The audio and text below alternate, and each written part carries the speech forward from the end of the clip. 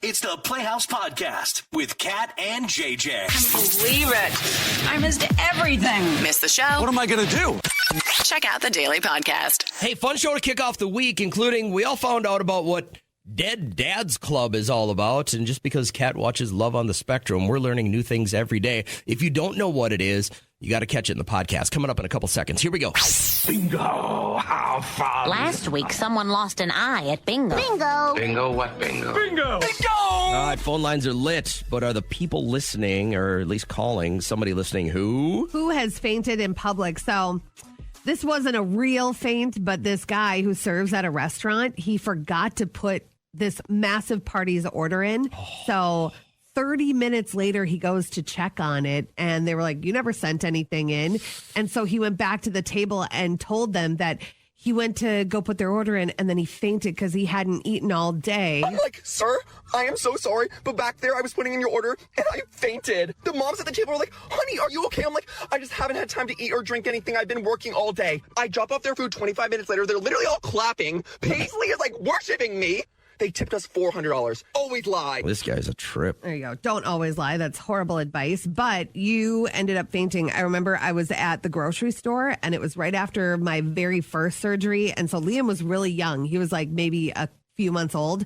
And I had him in my shopping cart, and I started getting like gray and felt like I was going to faint. I had to sit right where that thing that goes around with the bags or whatever. Okay, yeah. I'm like, I got to sit down like I'm going to faint. And then like an idiot, I came to, and I felt a little bit better, got us everything in the car or whatever, and drove home. And then drove while you were ready to faint. I should not have done that. I know. I look back stupid. I'm looking for anyone listening who has actually been hit by lightning. Like you can say, it got me. I felt it. Yeah. I think it's so fascinating. I want you to when win. people live through something like this. How's Kayla doing today? I'm good. Good. Which one do you fit? I fit the fainting All in right, public. let's Oh my go. God. What happened? Was it lack of blood to the brain? Was it lack of food, water? What happened?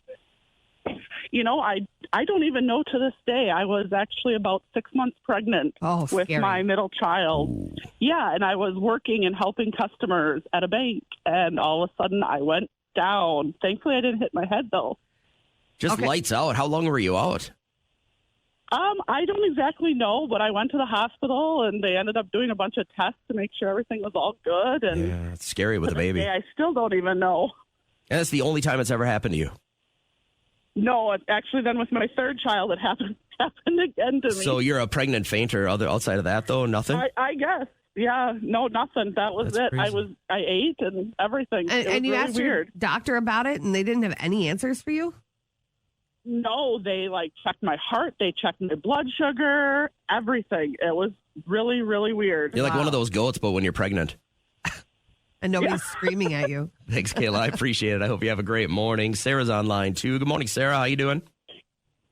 Good. How are you? Great. Which one do you fit? The lightning. Let's go. Oh, my God. This is what I wanted to hear. All Tell right. us about it. You know, some people that get hit by lightning have those like gray trail veins for the rest of their Or life. they start speaking Mandarin. You seem fine. Yeah. I am fine. Actually, it wasn't exactly me. It was my sister, but it wasn't once. It was twice. Oh, she got hit by lightning twice. That is so rare. Twice. Okay. Yeah. Yeah, and to tell you the truth, I don't think she's normal. Was she normal to start before the lightning? No. Okay. No. So this probably helped her. Maybe. Was it in the same spot? Because, you know, the old saying of lightning never strikes twice. I mean, obviously it found her twice, but was it like in the same area? Oh, yeah. Oh, no. 2 years apart. Oh, my God. Did her head start smoking or anything like the cartoons? No, the first time it was like an indirect hit, like through a tree. She was younger, younger child, and it was a storm, and she hid under a tree from the storm. And yeah, right. Her parents didn't teach her anything, and so I came down through the tree and got her. And then the other one, she was trying to take cover, and so she was running across an open field, and it just came through, and it was probably about 3 or 4 feet from her and just zapped her. Did she pee her pants at all? Because they say you lose. she went down, so everything. Stop laughing when you tell this story. That's horrible. You're only laughing because it never happened to you. So I looked up the odds of being struck by lightning twice in a lifetime. They're extremely low. 1 in 9 million. Wow. So Yeah. And she has Here you go. no real long-lasting effects. Yet to be determined. I don't know. I'm sure she really appreciates you coming on the radio and telling a couple 100,000 people about this. Well, you know, she lives in a different state. She'll never know. Screw her. All right. Have a great morning. Thanks for sharing with us. Can you help me? Can you help me? Everybody! Other people's problems. Usually it starts with a text message or a DM or maybe even an email. Somebody's like, well, we got something going on in our life. Or like, let's explore. So, Kate, hey, welcome to the show. You want to tell us what's going on with the little lady here? Yes. I've been at my job for about 5 years now, and they have been impressed with all the work that I've been doing. I'm a go-getter. My entrepreneurial acumen is top tier, and they finally have invited me to a meeting with headquarters to discuss the next business plan. The only thing that I'm a little concerned about is they want me to bring my wife, and before anyone judges me, I love my wife. She's wonderful, absolutely the love of my life. Okay. It's just, these are, how would you say, upper echelon businessmen, very posh, very mindful, very demure. And my wife is more of a backwoods kind of girly. But you love her, and that's why you fell in love with her, though, right? Yes. Okay. Absolutely. I love this. I love her southern drawl. I love the cute way she sashayes her hips when she walks. I love the southern attitude that she has. I love it all. Yeah. It's just, I don't want her to feel uncomfortable and out of place in this environment because she likes to. She loves respect on both ways, right? Sure. So I don't want her to feel uncomfortable being there. So I'm wondering, should I give her some kind of, and I know this is going to sound terrible coming from me, but some kind of like beauty training, or what do they used to call it? Well, it's called like cotillion or etiquette classes. Etiquette classes, yeah. That would be, listen, that would be so insulting. Okay. You don't do that, but have a conversation with her coming from, I would do it like you're uncomfortable. Like you're so nervous about having dinner with your boss and, other bigwigs and his wife because you feel like you're going to stick out. And then both of you can come up with a way of maybe just putting on a show for a couple of hours, napkin in the lap and make sure no elbows on the table. Don't pick your teeth with your utensils. I think you both could come up with this, not to, narrow in on her. Gotcha. So more so of a collaborative effort that just says, hey, let's pretend almost. Maybe I can make it almost like a scene for us. Like, hey, babe, we're going to do a little bit of a role play. Let's pretend Let's pretend we're classy. Yeah, that's exactly. a great idea. How about you try that and you give us a call after you get back from your work trip and let us know how it goes, okay? Okay, thank you so much for that clarity. I appreciate you. I want to know if your significant other has ever put you in a position where you were a bit embarrassed or nervous I've to done have this to them my around. wife before. Oh, yes, I'm sure she's very nervous to have you at nice events. You just say what's on your mind. When did that become the worst thing in the world? Because sometimes you say the worst things that come to mind. I'm honest. And that's Sometimes what you people don't have a have to be, problem with. though. Why not? Because you just meet these people and then all of a sudden they know exactly what's on your mind. Heaven forbid. You don't need to do that. Doesn't need to be done. The world got so damn soft. So my son had his prom over the weekend, and he was staying over at a friend's house after the prom. And so he wanted to use my gym bag to pack all his, street clothes and stay overnight stuff, toothbrush, whatever the deal was. Yeah. And so as he's cleaning, he just takes it, and this is how my kid works. He goes into my room, he takes my gym bag, and he dumps everything out. And then he started asking me, why do you have this? Why do you have this? I'm like, well, those are wrist wraps so that my old man wrists don't fail me. Why do you have this? I go, well, that's my pre-workout. Why do you have this? I go, that's creatine. Like he was just right. He was just drilling me on everything that I had in there. And I started thinking about this. I remember not once but twice being in the gym locker room right outside the showers, getting out of the shower, towel around my waist like a normal human being, and then walking up to a man sitting naked on a bench with a laptop. And I paused because I'm like, this is so abnormal. Yeah. You put your laptop in your damn gym bag? Yeah, but maybe he has one of those jobs like my friend Carolyn did where you have to wiggle the mouse every once in a while so it knows you're still working. But he's like, I'm going to go to the gym. But couldn't you just do that on your phone? Right? Yeah, like it's probably just a program so set up. it made me start thinking, and I wanted to take calls on this morning. What's odd that's in your gym bag? If you pack a bag to go to the gym or maybe it's a workout bag or whatever, but what if we looked inside? Would we find that we would consider odd? So when I did go to the gym the 2 weeks a few years ago. Is that 97? So yeah, so long ago. But I had left a banana in there because, I just get maggoty. I grabbed it and no, it was so brown and it was almost dusty by the time I found it a month later. So it was just disgusting. But that's really not that abnormal, right? No, you want to it's grab not. some potassium real quick after your workout. But if we were to look in your gym bag, what would we see that we would think is really, really odd? Will you call us quick? If we were to open up your gym bag, would we find anything odd? The thing is, I don't have a gym bag, not because I don't go to the gym, but just because I have these 5 fingers. So this holds my keys. These 2 hold the loops in my tennis shoes. This one holds my headphones, and then this one holds my phone. And then I have a TENS unit in mine. I don't know what that is. It's a small electrical thing where you put the pads on. Oh, what I got for Derek. Yeah, and only when I do, like after I broke my neck, the goal was to continue to strengthen the muscles around it, right? Yeah. And so if I'm doing shrugs or I'm doing a shoulder day, I like to wear that on the way home. I've got about a 30-minute ride home. Oh, yeah. And so I'll put it on just like a mild pulse. And I just like it loosens everything up and it just kind of keeps the muscles flowing.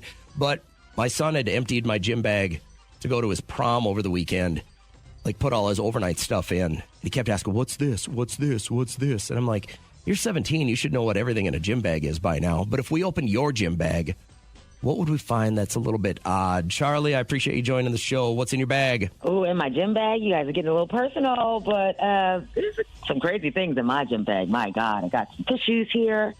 Oh, God, I got my sneakers, and I also got a little bit of a marital aid that I keep in there. Let's go. Why is that in Why your are you gym bag? bringing stuff from home there? Do you often have the urge to, like, satisfy? You never know when something's going to pop up, and you need to be ready on the spot. Oh, my right? God, I always know. I've never gone. Exactly. Hey, I But didn't again, know. if I was to see you at the gym today and you were going to go in your locker, there would be this thing in your bag just in case. Just in case, and it's my own thing. I mean, I would let other ladies know about my marital aids in the gym as well. There definitely would have some fun times. Kat, how would you react to this? Like, you see somebody at the gym and they're opening up their bag and they're going to grab their after-workout clothes and you see this in their bag. Would you say something? No, I would not say something that is so personal. I cannot believe you take this out of your house. Exactly. Girl code, but listen, you never know when it might pop up, right? I think it's easy when you're going through something to think that you're the only one because it could be lonely. Maybe you are adopted and you're like, God, I'm the only one going through this. No, there are adoptees programs. There are dinners that you can meet up with groups of people and just that are going through the same thing. Very therapeutic. I found that group on Facebook for my ostomy bag. Do you remember that? You still hang out with those guys? Ostomy buddies. No. Why but not? it's like a great Oh, look group at you're of all people. healed now and you got a new colon and everything like that. And so, like, you don't have to be part of it anymore? It does not make me an elitist because I Wow. can poop now out of my booty. Somebody just got too righteous. But just to watch what they're going through and just to like think back and maybe offer suggestions or whatever, it's a good group to belong to. But I was watching Love on the Spectrum. Once again, one of the best shows out there. Watch it with your kids. It's on Netflix. It is the best. But one of the girls, Perry, her dad died. And then she went on a date with this girl whose dad also died. And the girl's like, hey, do you know about Dead Dads Club? And Perry's like, no, I haven't heard about it. And she said it's a club on Facebook. And so I looked it up on Facebook, Dead Dads Club. And it's for not just people with dead dads, but dads that are absent, dads that just left and are no Deadbeat longer in dads. the picture. Deadbeat dads, too. Yep. And it's like, this is a place to mourn. This is a place to vent. And so I just wanted to say, like there is a group for everything. Lego lovers, group for it. Over grocery shoppers, group for it. Couponers. And now if you have a dead dad, you can find this group on Facebook. I have a dead dad, and I wouldn't ever think of doing anything like this. Because everybody deals with it in a different way. You definitely dealt with it in a different way than I'll probably deal with it. Hopefully I have some time to go. But, when they talked about it, she laughed at it. I looked at Derek, I'm like, that was like. Are you part of any club or group? Yeah, the Ostomy Book. Other than that? My book club. But that's it. My mom is a part of the adoptees club. So they meet up and have wood fire pizzas and drink wine and talk and work through it. Work through what? What do you think she's working through? Can you imagine feeling abandoned by somebody? No, you absolutely cannot. You've never, ever been in that position. I've had so many people that have abandoned me. I'm about to. If you compare yourself to that group, once again, if you're driving right now and you just feel so alone, do a quick Google search. You might find your new group of best friends. And good for you if this works. This is so far away from anything I would ever consider.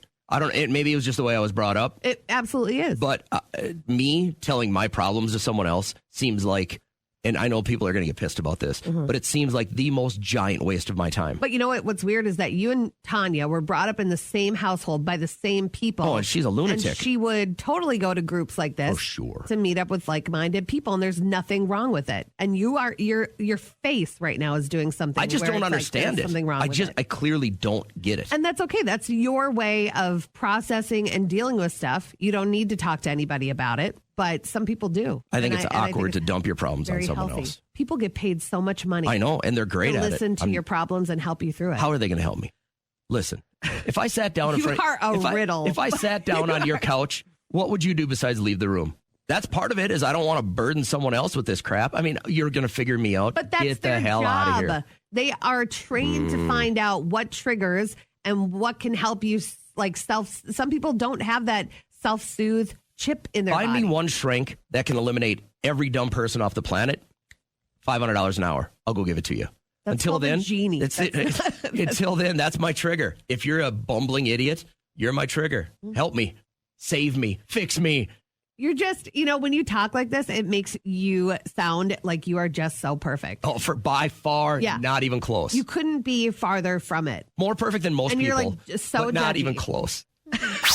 Another huge day of winning Tuesday during our live show in the Playhouse from 6 till 10. Right away at 6:05, we're going to try and give you $50,000. Got the secret sound for a cool grand at 7:05, and the more free concert tickets at 8:05 Tuesday morning with our live show. Right now, let's wrap up our podcast. Tell me something good. Can you do that this morning and really wow us? Can you tell us something good in your life, Kat? You mentioned you got to see a lot of family over the weekend. Yes, that was just delightful. But today something canceled, and so it just opened up my whole day, and that is what's good for me. I love it. Can you tell me something good? Good morning, Aaliyah. What's good in your life? I am actually getting retired. Wait, like they're making you retire, or you're opting into retirement? No, it's me. I'm opting into retirement. You sound young. You do. I'm going to say you're in your mid-30s. Yeah, I mean, hey, I'm retired. Yeah, my husband just got into crypto, and we hit big. Wow. Shut up. So wait, you're telling me you're actually one of the people that's making bank off of crypto? Well, you're my husband, so yeah, and he's made quite enough where I'm done. I was going to put in my notice yesterday, but I think I want to do it today. Exactly. What are you waiting for? I'm going to guess somebody at work is probably hearing this. Now, you don't have to share this, but I'm so interested in crypto. Like, I for sure am not putting my money in it yet because I don't believe in it. But now hearing your story, can you just give us an idea of how much money your husband's made off this? Well, it's definitely more than $1 million. So you've made over $1 million in crypto? Yeah. Listen, I'm jealous of the people that understand it. I don't understand it, so therefore I'm not ready to put a bunch of money into it. But the fact that he got out just in time, and maybe you guys can dabble a little bit more in the future because the stocks are going to go back up, but good for you guys. Yeah, good for you. Happy retirement. Thanks for checking in. Thank you. Tell me something good. Well, can we talk about this girl and her breast cancer? Yeah, so she's from Minnesota. Her name is Brianna Bortner. And, dogs, yes, they lick their butts, but they can also sense when something is happening in a human. My dog started just to become like really fixated on my breast. I had always heard of the stories of where people, say that their dogs could sense things, whether it be pregnancy or death or illness. And so I was like, oh yeah, this is not good. And they ended up finding breast cancer early, right? Yeah, 16 rounds of chemo, finished up her treatments about a year ago, and she's sitting pretty. My son had his junior prom over the weekend, and the weirdest thing that happened out of this is that they're still doing this Nerf war. And they said they all stayed over at one guy's place. There must have been a couple of dozen guys that stayed there. Gross. And apparently on prom day, Saturday, from 8 a.m. till 8 a.m. the next day, everything's off limit on Nerf wars. Nobody wanted to carry around those stupid little pistols with them, right? So at 8:01 a.m., a couple of guys got up. And just shot a bunch started smoking everybody. Oh, my God. And they thought it was a little janky. And I was like, it is weird. I mean, you're up till 3 or 4 then the other morning. And then you got to wake up at 8 a.m. and cover yourself. And apparently a lot of guys went down. So I was like. For what, though? Like, there's you didn't cash explain money. To me. Okay, so how much are we at? What's the kitty? It's up there. Hundreds. Hundreds of dollars for this. Okay. They're taking it pretty seriously because it's a lot of cash. But I'm like, your prom memory is going to be waking up at 8 a.m. to shoot somebody with a Nerf gun. Yeah. That's your biggest prom memory. And I'm sure some other stuff happened that they usually don't share with their parents. But I wanted to know, was there anything that was a little janky that happened at your prom? So I went to prom all 4 years. I went to prom freshman through senior year. So I got to experience it wholeheartedly. And it was a lot of fun. I always looked forward to it. Except for we had it always at this big convention center. So it was kind of like, it felt cold, it wasn't this like intimate decorated event center, but we had to crown the next prom queen. And I don't even know, do they do that They anymore? didn't at my kids' school. Okay. At any of my kids, I don't think they ever had a prom king or Weird. queen. I wonder after a certain time Too if they just exclusive, don't do I'm it. sure. Is it? That's sad. Because Somebody's going to feel bad that they didn't win, and their mom's going to complain. So the person that had to put it on didn't read it right, and it was Kate Froming and Krista Hostetler, and they were up there, and the drum roll started, and it was like, we are about to find Aranoka 2022 or 2002 prom queen, and they put it on the wrong head. Dang. And it was literally a scene out of Mean Girls because Kate Froming wasn't supposed to get it. Krista Hostetler was. So did they correct it? No, they split it in half and shared it. I was like, stupid. If I was Krista, I'd be like, thank you, and just put it on my head. But they were just too kind of people. So my junior year, the girl I'd been dating for most of the year, we went to prom, and I kind of knew it was over, but I wasn't going to be the one that was going to break it up. Like, we just didn't do anything anymore. And we always had this big post-prom lock-in at our school where after the prom was over, all through the overnight, the parents, we had like a giant casino. Have you ever seen the episode of The Office where they have casino night? Yeah. It was and we like did that for our senior party. We didn't do that for prom. We didn't have a prom after party. And so I take my date, and we'd all kind of like went somewhere, changed into like street clothes, and then went to our post-prom thing. And I was winning so big at the post-prom party that I pretty much completely ignored my date. It was like 2 days later where she's like, this isn't going to happen anymore. And I wonder if she ran home and cried. I don't know. But I did win a microwave. Okay. So that was big because I knew like in 2 years I'm going away to college. Yeah. And then my senior year, I won another microwave. Did you really? I won 2 of them, sold one to a buddy for $50. Okay. Cash money for Made college. out like a bandit. Made out like a bandit. But I thought this would be kind of fun to open it up for you guys. Did something go wonky at your prom? Now, again, that's going to be a good front runner, having the prom queen miss crowned. Yes. It was a scandal. It truly was. And then, Kate had that like happy, I'm going to cry face, like everything's okay. Everything's okay. And then they cracked it in half because it was from Party City. And the same thing happened to my girlfriend at the time. She was Miss Belle Plain. Oh, and that's the big thing, right? Yep. And she went up there to crown the next Miss Belle Plain. and she put it on the wrong person's head. Oh, no. And then had to write this big apology to she put a letter to the editor. She did it on purpose? No. She didn't do it on purpose. Why would she have to do that? But it's just never like happened before. And it was such a big thing. Like our whole city stops and crams into this gymnasium for this crowning. And all these senior girls are up there.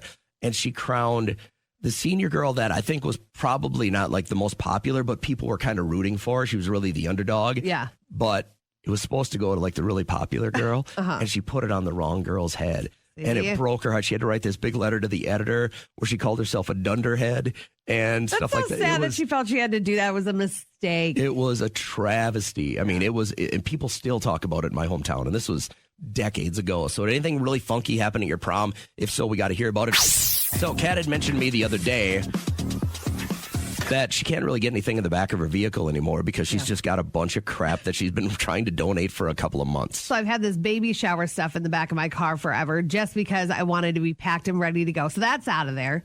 But still, for so long now, for almost like a month and a half, I've been driving around with these Goodwill bags because we did the rest of our we had our closets done. So we went through and downsized most of our clothes. And then went and did some stuff in the basement. And Derek's like, every single day, he's like, you want me to drop that off for you? Because he's so good at it. He'll just go right there. He'll make it a point to do it. And I don't know what's wrong with me. I'm always like, I got it. So I want to know if anybody can beat the amount of time these bags for Goodwill have been in the back of my car, which is going on 55 days. So you're like 6-7 weeks into this. Yeah. Morning, Lori. I got her beat. Okay. How much? How long has that stuff been sitting in the back of your ride? I drive a little Ford Focus, so it's my little hatchback. It's been in there for 3 months. Oh, my God. But why? How many times, first of all, have you driven by a Goodwill or somewhere you could donate? So about 5 times and drove by it every time. Why aren't you stopping? You got to stop. I got so many other things to do, I swear. So we're at 3 months. So you barely got into the new year, and you threw that stuff in the back, and it's just been rattling around since. 3 months in my Ford Focus, yep. We got a winner. We got a leader in the clubhouse, everybody. Right. So over the weekend, I went and saw my friend Andy Austin play in this little bar. It was like 5 of us, and he covered Pink Pony Club by Chapel Roan, and there were these girls sitting next to us. And do you know what Peony's disease is? Peony's disease? Yeah. No. It's Did they make it up and now you're saying it? No. Well, maybe I'm not saying it right, but they were singing in the Peony Club, and then they were pointing around at guys in the bar. Yeah. Peony's, I think I'm saying that right. It's when a man's private has got like a hinge in it or a curve. Is it Peony's? Are you finding it? Well, it only comes up as for the flower. Okay, maybe I'm not saying it right, but I don't know if you should be saying it. It's a medical term. It's the same as. Then why wouldn't it pop up? Peony? I think that's what it is. Peony disease. Yeah, because I didn't know what it was either, and then my wife said that's when a guy's got a curve. Oh, yeah. Is that what it's called? It's a penile curvature due to scar tissue buildup. Right. From excessive use? Yes. At home? Could be painful. It looks like it. So let's give these guys a break. But it was really funny because he got about to the second chorus and all these girls in the bar started in the Peony Club, and then they were pointing at guys. Sad. I know.